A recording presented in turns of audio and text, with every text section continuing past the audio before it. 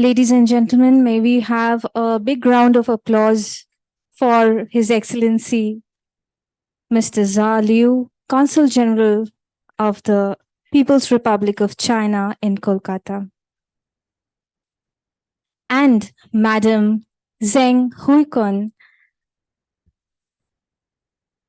who is joining us this evening. Welcome, ma'am. Ladies and gentlemen, a very warm welcome to all of you to today's special session on China, role of socio-economic policies for sustainable development. It is indeed an honor to have amidst us His Excellency Mr. Zha Liu, the Consul General of the People's Republic of China in Kolkata. May I request our Senior Vice President of the Chamber, Mr. Naresh Pachesia, to welcome His Excellency with a bouquet of flowers.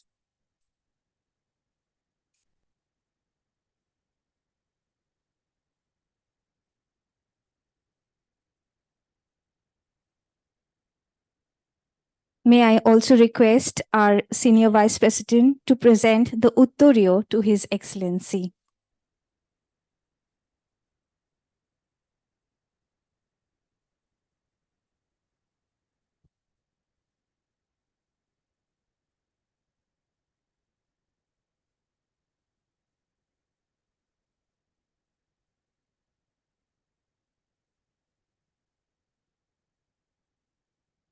May I now request Mr. Amit Sharma, Co-Chairman of the Global Trade Subcommittee, to welcome Madam Huikun with a bouquet of flowers.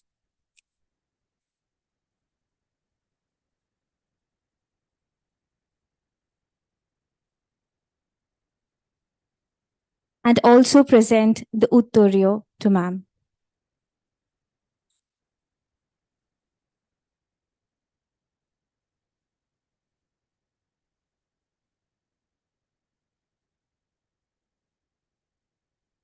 May I now request Mr. Pachesia to commence today's program with his welcome address. Your Excellency, Mr. Liu, members of the Chamber, guests and friends, I welcome you all to this special session on China, role of socio-economic policies for sustainable development, organized by our Chamber this evening. On behalf of our members and on my own behalf, I have immense pleasure in extending a very warm and hearty welcome to our guest-in-chief, His Excellency Mr. Zha Liu, Consul General of the People's Republic of China in Kolkata, to our chamber once again. Thank you, sir, for kindly agreeing to spare some of your valuable time to address this special session. May I also take this opportunity to extend a warm welcome to Mrs. Zheng Hui Q and other senior officials from the consulate. During the last 20 years, the average growth rate of China's GDP reached 9.7%, but the extensive growth model could not sustain itself because China was faced with many problems in terms of land use, air quality, water conservation, ecological conservation, etc. In the initiatives taken for huge industrial development, large amounts of resources were depleted and brought high pollutant emissions. However, subsequently, there was also an introspection. China was amongst the first countries that expressed willingness to follow the UN strategy proclaimed at the conference in Rio de Janeiro in the early 1990s and adopted the concept of sustainable development. In the following years, we could see not just success, but also changing models of economic development. They focused on resource conservation and accounting for the environmental component. China's experience in practice proves that rapid industrial growth can be accompanied by a balanced development of three areas: the economy, society, and the environment. Many of the complex development challenges that China faces are relevant to other countries, including transitioning to a new growth model, rapid aging, building a cost-effective health system, and promoting a lower carbon energy path. It is therefore a good news that China's economy is set to rebound this year as mobility and activity picked up after the lifting of the pandemic restrictions, providing a boost to the global economy as well. According to the IMF, the economy will be expanding by 5.2% this year compared to 3% last year. This is of great significance since the Chinese economy is now expected to contribute a third of the global growth this year. Friends, we are fortunate to have with us this evening His Excellency Mr. Liu to talk to us about the socio-economic growth story of China and share his thoughts on the future perspectives. The future perspective is of utmost importance since how China is going to address the challenges during the coming years is of critical significance for the global economy as well. Therefore, I consider it to be a rare opportunity for us. Before I conclude, I wish to inform you that this is perhaps our last interaction with His Excellency in his current role, since it is now time for him to take leave from Kolkata. Despite his pressing engagements, he has paid 4 visits to our premises and addressed us during his tenure in Kolkata. I must say, on a personal note, the proactive nature of His Excellency while in promoting business between the two countries, particularly from Kolkata, I've been personally a witness to his and on several occasions. He has also invited us to his office and residence on a number of occasions, and I have always looked forward to the invitation to celebrate the China Day, sir, which you do it with such a beautiful manner. And that shows his love and affection for all of us. Your Excellency, we will always remember our great collaboration, our joint actions, and strong ties that I must admit have kept us connected.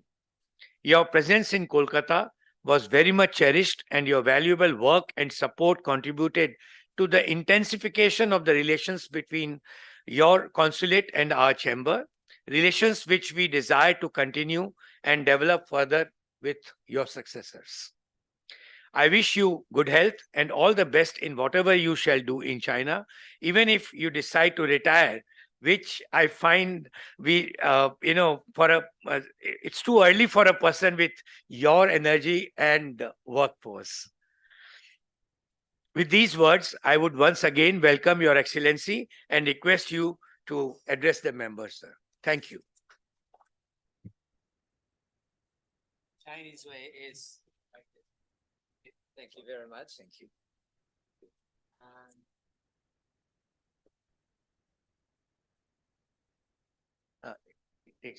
Okay. Naresh and other members of BCC,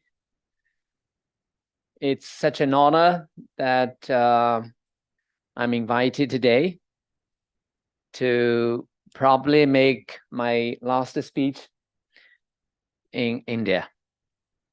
So my wife and I were leaving India on February the 6th. And today coming with me are my Deputy Consul General, Mr. Qin Yong. And he will be acting CG as of the 7th, February the 7th. And also my colleague, Mr. Zhang Hongjie, okay, my Council of Economics and Trade. I have been living in your country for the last 5+ years. It's such a pleasure and such a beautiful, memorable experience that I can serve the community here and serve the interest of China. I just told Naresh that though a little bit sad to leave friends, but I'm happy to leave because, you know, I have my age limit to get retired. So by happy, I mean that given the uncertainties, challenges, all kind of external factors affecting our relationship. But my job, my tenure in East India has given me a great pleasure. To some extent, a sense of success and satisfaction. And I thank BCC for inviting me to talk about the, China, the role of socio-economic policies for sustainable development. It's a big topic. Actually, if you allow me, if I have longer days here, I can talk and comment on in length about everything. But due to the time limit and also due to my limited competence, let me relate this to some of the things that I like very much about China. In the last 10 to 15 years, China has seen a tremendous rise economically. If I may use the word physically, it is very possible. It is very possible and okay to say that look at the China rising physically in terms of money, in terms of technology, in terms of the tremendous social economic landscape transformation. So, what led to China's rise? If we made that, okay, what kind of policies China has been adopting that have led to the rise of China, led to the tremendous social, economic, ecological successes.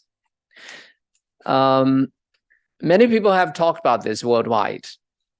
And China and US and Europe, sometimes we, scholars, experts, people from business, from universities. I noticed that Swami Vivekananda University VC is here.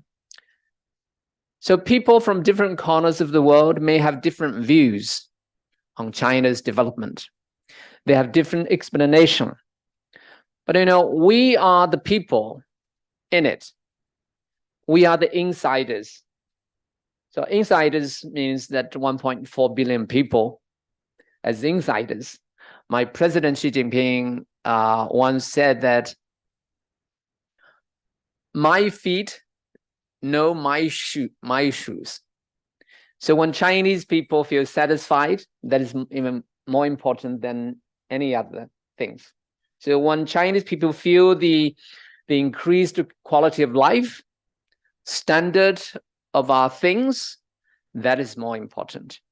When our communities are more united and turning more confident about our prospect, our path, our theory, our history, that is more important than any other things. So I'm happy to share a couple of, let's say, concepts. I won't speak too long, and to speak short, and then I would love to answer some of your questions. So what led to China's development for the last 10 to 15 years? And then it's pertinent to say that India and China, we have similar experiences. We got independence or founding of the Republic fairly the same time in the late 1940s, and we both opened our economy in the late 80s, from late 80s to early 90s. So it is important that Indian friends, my friends, and friends of yours from China, we gradually to come to a consensus of some of the key things because of the size of our two countries, the similarities of our countries. So these are the few points just coming to my mind today. One is the ecological civilization dimension of the Chinese development. We in history, in the last 7 plus decades, we experienced from underdevelopment to over cultivating our resources. And then we have the industrial pollutions. Since the 60s, 50s to the early 90s, I think. So we met serious environmental challenges: water polluted, forest chopped, and flooding everywhere. And friends who have deep business connections with China would understand we suffer from serious smog for maybe 20, 30 years. Sandstorm from northern China. Then sandstorm coming from the deep Siberia, blowing to China, and China was blamed because people just see the sandstorm flooding Beijing, flooding northern China, and some parts, go to the city of Seoul and maybe Japan. And people say that this is China's fault. Well, we took blunted blow from such a criticism, but China spent the last 2-3 decades on how to resolve these environmental challenges. Now we can say, basically, this has been done. So nowadays, when you go back to Beijing, go back to the northern China's industrial cities, the environment, the air, the water quality is much better, if not yet the most satisfactory, but it's very, very good. What do we do? So we put ecological civilization development across the country as one of the top 4 priority for the country. Maybe I give you 2 examples, not too many, okay? One is we banned fishing along Yangtze River for 10 years. So fishing along Yangtze River, entirely banned. And those people living on the Yangtze River, the biggest river, one of the biggest river in the world, what do the people on both banks expect if the fishing is banned? So many employment programs along the river have been proposed. It worked. Now Yangtze River water quality has been greatly improved. Many of the rare species of fish, water animals, are coming back to the river. So this is one. This is just one river. And to do that, we have the river headmaster of river. All across the country, major rivers, major lakes are supervised by headmaster. Lake head, river head, water head, basically, by the governor of the province, by the county magistrate, depending on the size and length of the rivers. The other one is the governance processes and measures targeting the sources of major rivers. So those of you who have experiences in China's northwest would understand that China's Tibet Qinghai Plateau is the source, is the water tank of Asia. Yellow River, Yangtze River, Brahmaputra River, Hindu River. Many major rivers of Asia started from Tibet, Qinghai Plateau. There is big deforestation, desertification processes happening because of industrial development along the upper range of these major rivers. Now China has built world's largest national park along the major river sources, source areas on the plateau. The effect is so immense. The quality, the trees, the animals, the protection and study on glaciers and archaeological things. I mean, all these measures are being taken to preserve the quality of the source area of Asia's major river, because they are in the upper range of China. So the lower range of China in East China are very, very obvious. So this is just 2 examples. This is environmental, ecological development. The second is poverty. India and China, we have the same challenges, similar challenges, and we have achieved both tremendously compared with other developing countries in Africa, in Latin America, in Asia. China's unique achievement is this, that by 2022, maybe 2021, China announced that it has lifted all the poor countries, extreme abject poverty people out of poverty, 10 years ahead of the United Nations initiative. How did we do that? I just give you one example, maybe 2. One is, this is very different from India, that we have been running the so-called partnership assistance program for the last 20 to 30 years, which means that the Eastern developed areas appoint their smart executives to help from the East provinces to help the poor Western provinces, including Tibet and Xinjiang and Qinghai. These are the, Tibet and Qinghai and Xinjiang, they were much drier, they are very high, and the environment challenges is so big. If only by themselves, they have no way. So China's practice is Eastern province, like my province is Jiangsu province. Jiangsu province, under the instruction of the center, designate every 3 years a batch of executives and very talented technicians to be appointed similar jobs or even higher jobs in these Western poor counties, districts, cities, and provinces. This has been running for the last 20, 30 years. And many of my friends at the center in Beijing, they have been working on such programs every 3 years.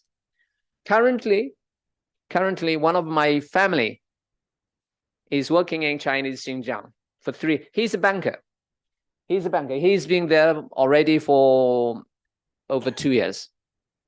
So this has been working very well in China's circumstances. This is one. The other one is, when people talk about poverty, who wish to help the poor people with the money and projects? So what China has been doing is that we don't simply, give money, give projects and ask people to visit there. We have to know exactly who they are in the village, in the community, in the county. Every family, every member of the family has to have an account, a registered account. And then the designated government officials, IS officers, or politicians, they have to understand who in their county, in their village are poor. Not just, every village or every place. No, we have to do things just like any competent accountant does in their job. This has been, very helpful policy regarding that when we, make budget to help the poor communities. You know exactly who are to be helped. This has been working very well. What I'm saying is that this is a national policy that has been going on very well, very successful, and has developed talent, leadership across the country very well. So this is poverty. Infrastructure, the third one, infrastructure is something you know very well, infrastructure development. China today has been connected by bullet train. China's bullet train, the length of service is longer than the rest of the world combined. The most difficult, most inaccessible communities in China's mountains in the West nowadays can be connected by bullet train, by high quality international standard highway, by many airports, airplanes. If you travel to China nowadays, for example, if you travel to Yunnan province, I think just a couple of weeks ago, bullet train has been built into the northwestern tip of the province in the mountains of, I think, 3,600 meters high. It's by bullet train. I mean, it's bullet train. If you go to Tibet, Tibet has 3 major cities. One is Linzhi in the east, and Shkadi in the west, with Lhasa in the center. Now these 3 cities have been linked by bullet train, and Lhasa has been connected with Beijing, the rest of the country by railway for the last 15 years. So infrastructure, needless to say, that if you want to get developed, build the road first. I think India is doing the same. The infrastructure has been accepting a tremendous investment from the center. This is known to everyone. The fourth one is the ethnic harmony.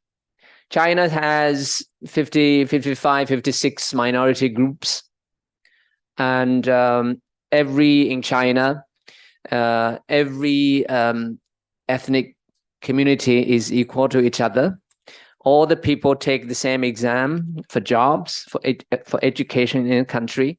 And tradition is that many of these ethnic communities, they had been the poor communities. They are in the mountains, in the border areas, in the very environmentally harsh areas in the country, in the west of the country, in southwest of the country.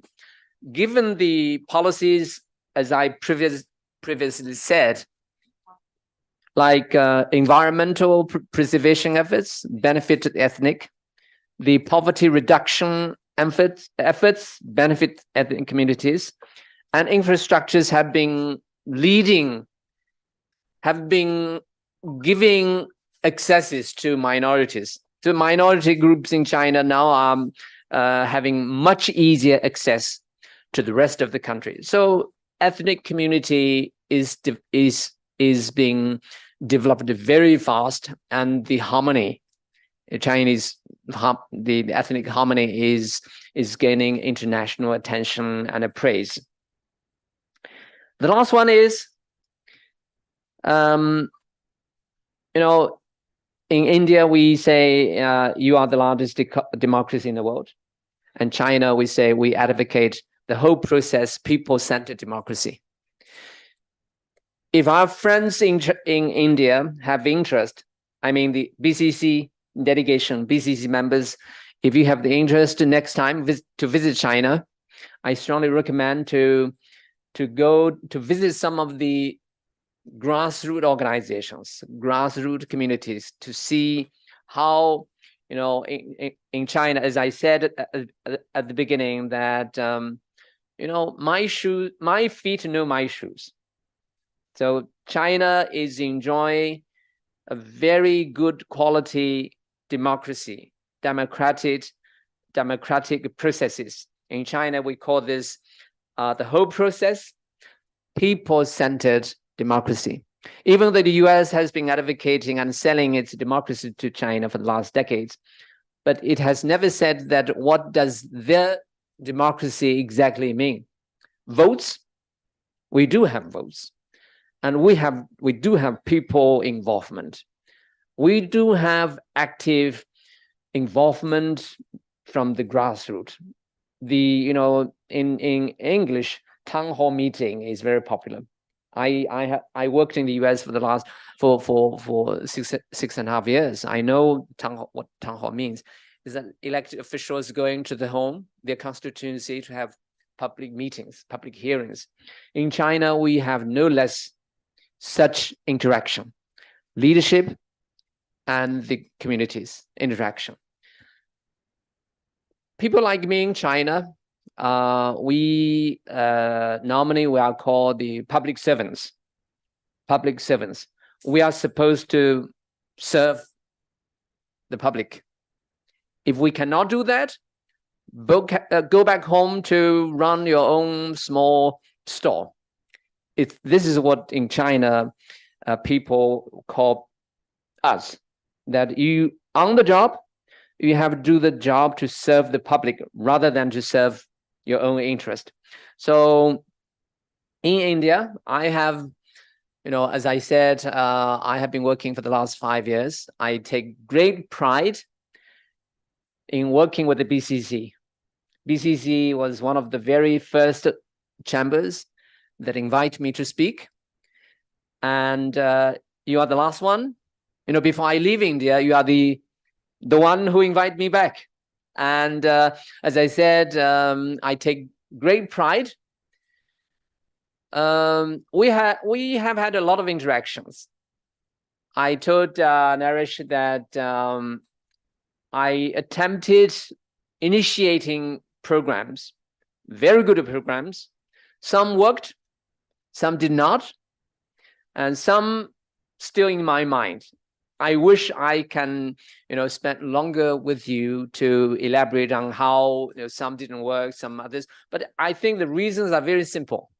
So what I mean is that coming back to the role of our chamber, our role, socio-economic policy facilitating the country's rise is similar to. So what is our chamber's role in facilitating our bilateral relationship? We may have different understandings, but here is the consensus. Here is the consensus. BCC visited Hubei province of China. BCC had one MOU with Hubei province and Wuhan, probably, if I remember correctly. So signing an MOU has never been our target. Act on the MOU is the must. The capability to act is the only indicator of our performance. So I wish that, back to China, and I have been asked during the last few days that where should I live back to China? I said, I have to talk with my wife where to go. And we will be divided by our time, will be divided among Beijing, East China's Jiangsu province, my birthplace, and Fujian province, my wife's home, and also my Deputy Consul General, Mr. Qin's home is Hubei province, and Mr. Zhang's home is Tianjin. It's fair to say these are major economies of China. And we can, every time I talk to friends that what is my province? Chinese Jiangsu province is China's top 2 economy, following only Guangdong province. Actually, the two are in a very head-on competition to gain the number 1. The province is beautiful, is intellectually has very long history in human development, and it has many of the best names of industry. The one CRC, China Railway Rolling Stock Company, working with the Titaga here, Titaga Wagon in Kolkata. That branch is from my province. I just wish that, going back to China, either in Beijing, Jiangsu, or Fujian province, I will be more than happy and more than privileged to receive BCC delegations or BCC members. And so once again, I thank BCC for the wonderful invitation. And also, I really cherish our friendship. I know this is, I'm happy to say this. My 5-year has been a very happy experience because I have planted a very good seed, a quality seed here.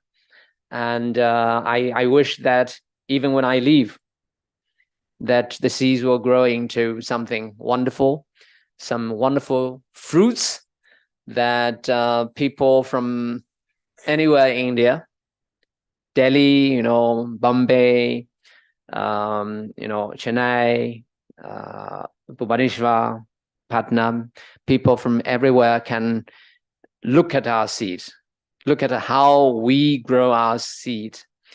And the other day when I had the farewell party, I do have friends from Andhra Pradesh, from Bombay, from Gujarat, from Bhubaneswar, etc. So I wish that our friendship will sustain, and I wish BCC, as one of the major chambers in town, you'll set a very good example for the rest of our community to see that, hey, this is how we are conducting our business with China. So thank you very much. I welcome any question you may have. Thank you. Thank you, sir. Thank you. Thank you, Your Excellency, for so beautifully illustrating the role of socio-economic policies for sustainable development. I can share my own study, for example, in terms of environmental, when it comes down to addressing environmental issues. I remember in the middle of 2017, in one stroke, China closed down all its polluting induction furnaces, steel furnaces, and replacing them with the more environment-friendly electric arc furnaces. And the smoke belching, the blast furnaces, many of the inefficient blast furnaces in one stroke. And so when they need to address this, they really do a great job of addressing the environment, certainly for the benefit of the Chinese people in general, but in particular, but the whole world in general in terms of carbon emissions. So that's excellent. Second, thank you very much for. We'll take your guidance for Chambers' role in bilateral relationships going forward, and of course the quotable quote that we take from your president is "My feet knows my shoes." Thank you very much, Your Excellency. Now I invite members to for questions which you can raise with the yeah. I explained that we have technical imbalance. That is over exploitations of the natural resources. You have checked it. But I think one thing, that one sector, that is, we have got, India and China has got some similar problem regarding energy sector, actually, and energy sector. For sustainable development, I think alternative form of energy is very much essential, because we have got some similar problem, because we have to import the crude oil, petroleum products or petroleum things, crude oil, etc., for our energy management.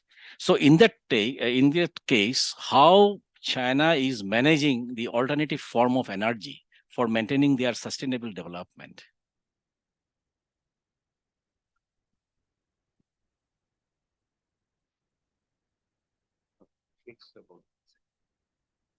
Okay. This is the area that I cannot talk in detail due to my limits of the knowledge and profession. A couple of weeks back, people talk about the carbon cap. limit initiated by the West, and now Germany and the UK withdraw from that policy. And I think people in India and China, we should be very surprised that they have been advocating such a carbon cap for others for the last 2 to 3 decades. And now they said that they do not want to starve their people by destroying their sort of traditional industry. My limited knowledge about this is this. As I see China's progress over the last decades, maybe one thing, okay, it's alternative energy, or the sun, energy from the sun, the energy from the wind, energy from, these are the serious issues. We agree this is serious issues. We want to adopt the latest technologies. We want to study. We even initiate new technologies to resolve that issues. We take them very serious. We don't simply take them as, as a theory, as political theory to hinder development of others or for any purpose. Now what China has been doing is, look, okay, we have the BYD, now becomes the world's largest EV car manufacturer. China last year becomes the world's largest car exporter, especially led by EV. China invested tremendously with our own money on this. And now, like the fossil fuel, we know that it pollutes. Such energy pollutes. It's not good. We realize that. Naresh rightly mentioned is that when we think that this is something that we have to fix, we take a sort of top-down policies to fix it. So in some of the major coal mine provinces in China, because they have been suffering from the pollution over the last decades, it's right that we have a new idea, new solution. Let's do it. So China take decisive measures to fix such problems, and the substance, the very fundamental of such policies, that whether we are people-centered, we're not politics-centered, we are people-centered.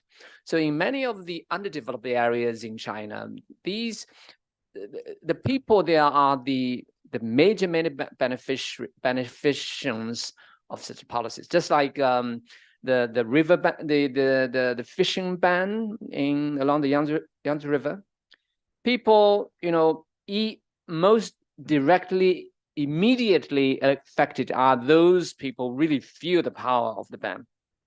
But when they see the clean water, the clear water, the fish coming back, and also the less pollution, they'll know that this is the policy. But such a policy has to be communicated with the people in the, as I said, the whole process, people-centered democratic systems. So back to the alternative energy, China now I think is the leader in the area. And there are many specific policies I know, but I cannot speak in that colloquial way. But this is my answer. Thank you. Any other member would like to ask any questions to His Excellency? Vic. Okay. Yes.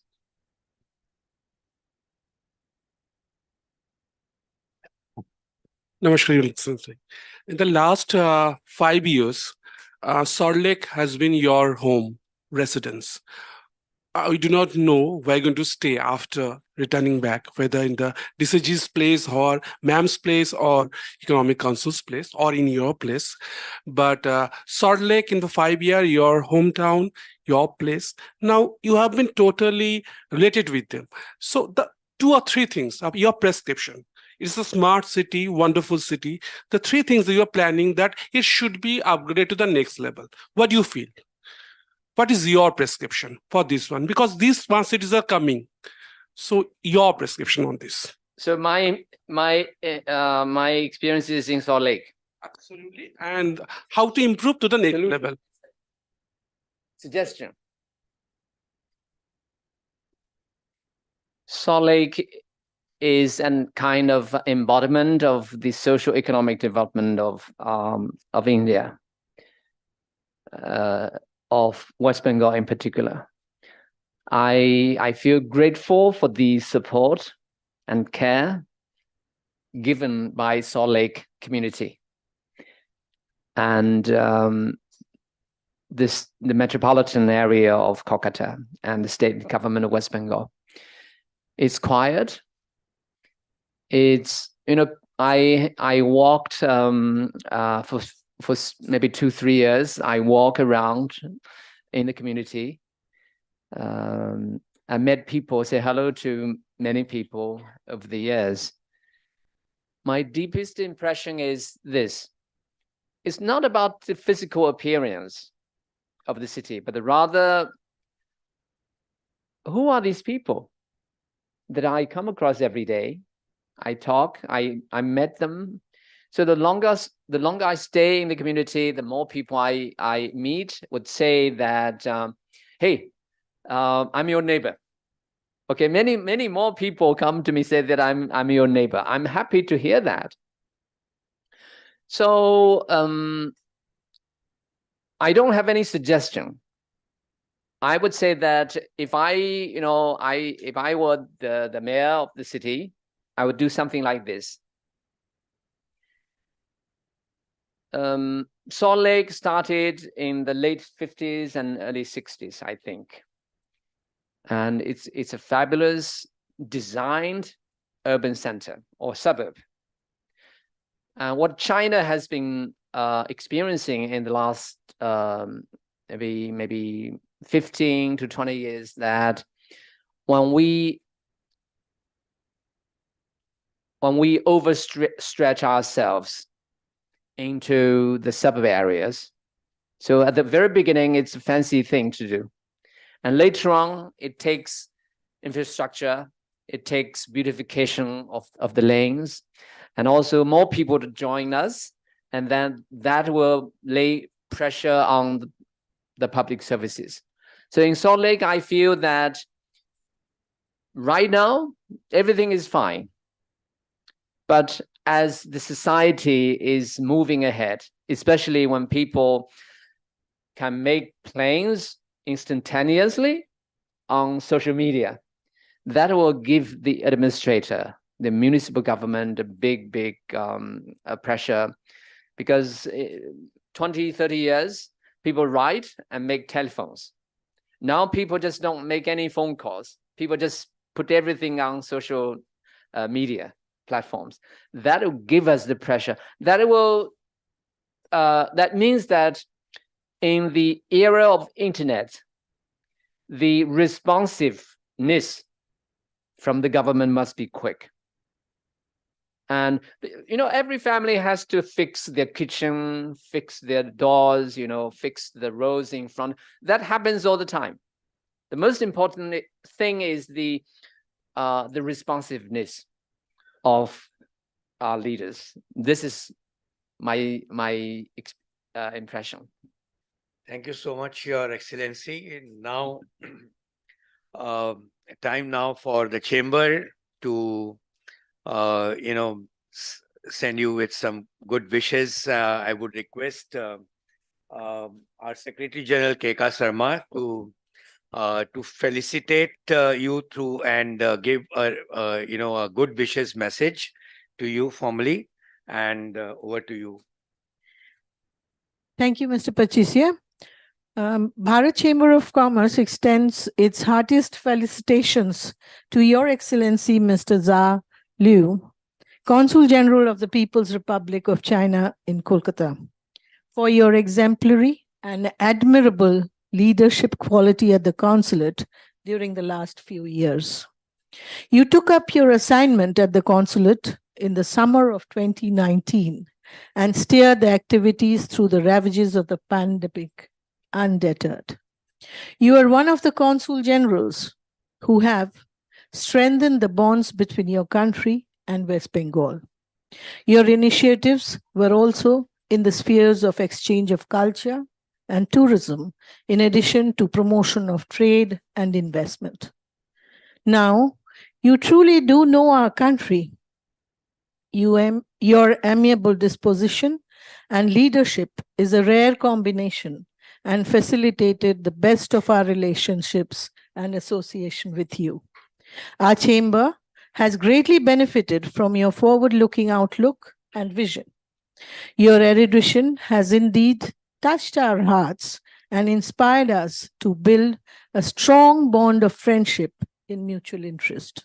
Today, we honor and bid farewell to a great Chinese diplomat and also a great friend of our 124-year-old Chamber of Commerce. May we wish you, Your Excellency, the best of health and excellence in whatever you do after retirement. Today's event marks the beginning of your departure from Kolkata with the best of our love and affection.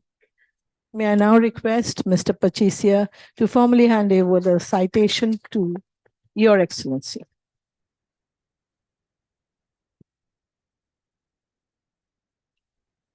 Thank you very much.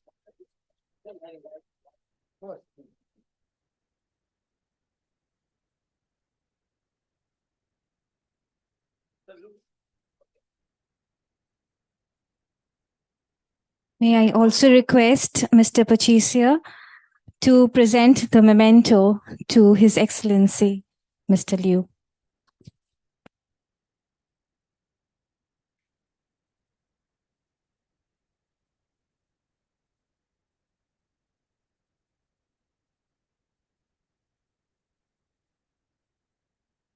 May I now request Mr. Amit Sharma to co-chairman, Global Trade Subcommittee, to give a formal vote of thanks to His Excellency. Thank you, Mr. Pachesia. His Excellency, Mr. Liu, Mrs. Zhang Hui Shun, senior official from the consulate, member of the chamber, guests and friends. It is my most pleasant duty to propose a very hearty vote of thanks to His Excellency, Mr. Jia Liu, Consul General, the People's Republic of China in Kolkata. Thank you, Your Excellency, for sparing some of your valuable time once again to address the members of our chamber today.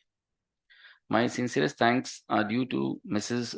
Zhang Hui Shun for gracing the session as our special guest. I would also like to thank Mr. Xin Zhong, Deputy Consul General, Mr. Zhang Hondrei, Economic and Commercial Council, and other dignitaries from the consulate for their gracious presence today. Friends, it is a well-known fact that the People's Republic of China has always put people's well-being as its topmost priority. In its efforts towards the sustainable development goals through its socio-economic policies have yielded remarkable results comprising eradication of poverty, ensuring food security, and active contribution towards global green development, to name a few. This year marks the 75th anniversary of the founding of People's Republic of China.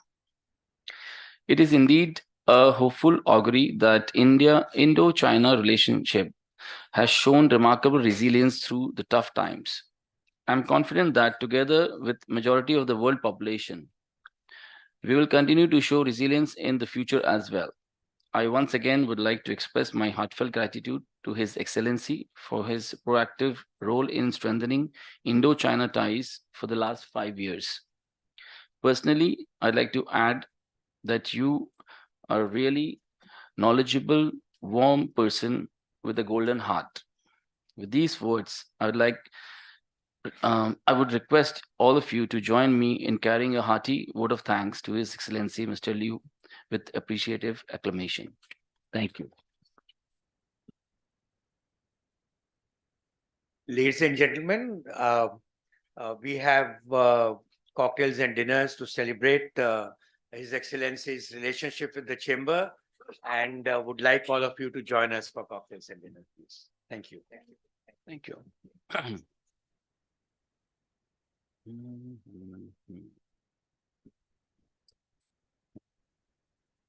We'll keep in touch. Yeah, sure.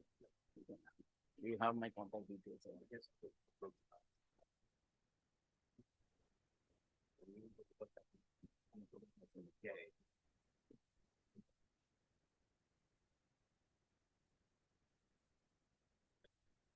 I'll send it.